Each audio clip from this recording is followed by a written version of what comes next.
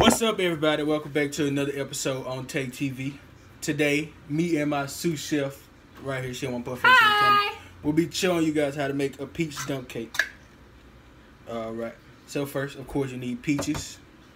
It's just like a peach cobbler. Just pour the peaches in the pan.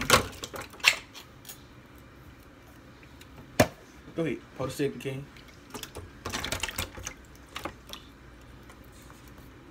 Now, I like to cut my peaches up because, for one, it'd be too big, and then two, you get more peaches out of it.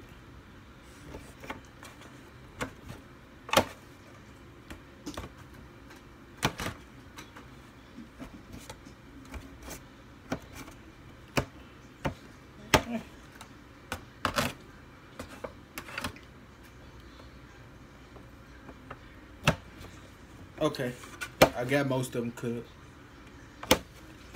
so that's all that matters. All right? Yep.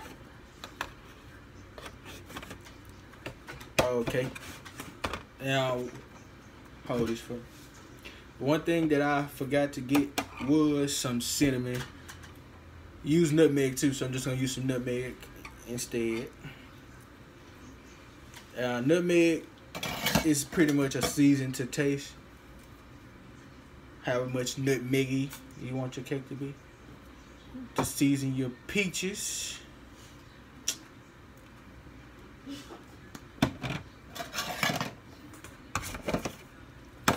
Mix this up a little bit. Oh my God. That was your cousin. Oh my God. Okay. So, after the nutmeg on the peaches, season it up a little bit. Put your peach. Bloop. Hold that for me. Then next you go get you some vanilla, which I got from Walmart. Everybody know Walmart sells great value.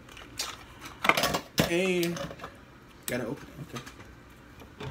You know I had to open it. I got you. What a world. Okay. So now just put you some vanilla in here. This looks like it's enough vanilla.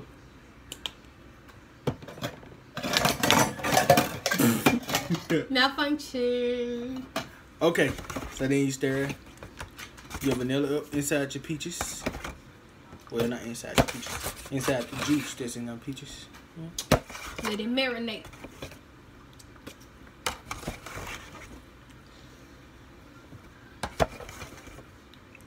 Alright. I think this is beautiful right now.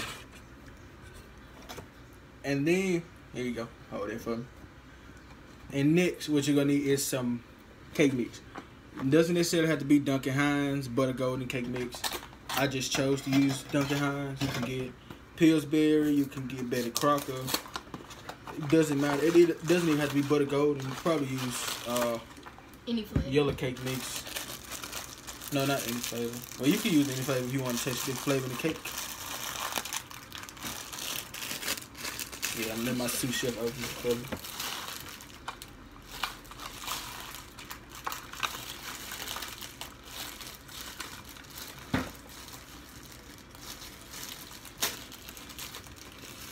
Thank you.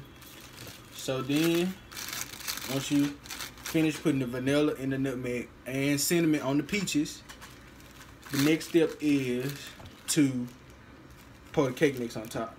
So you don't want to open it all the way like this. I mean, it's fine, but you want to kind of get enough mixed cake batter everywhere, or cake mix rather.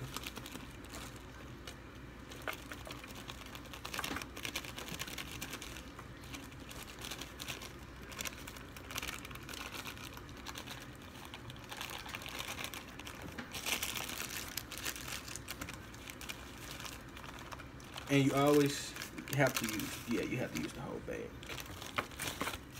Okay, so after you finish putting the cake mix on top of the peaches, the next step would be you'll add butter and just layer it on the top.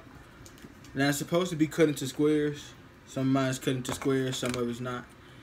Because I forgot to take it out the freezer. And it's hard to cut frozen butter, so Just kind of layer it in. So make sure you put some everywhere so your cake can be moist on top and the bottom where the peaches are.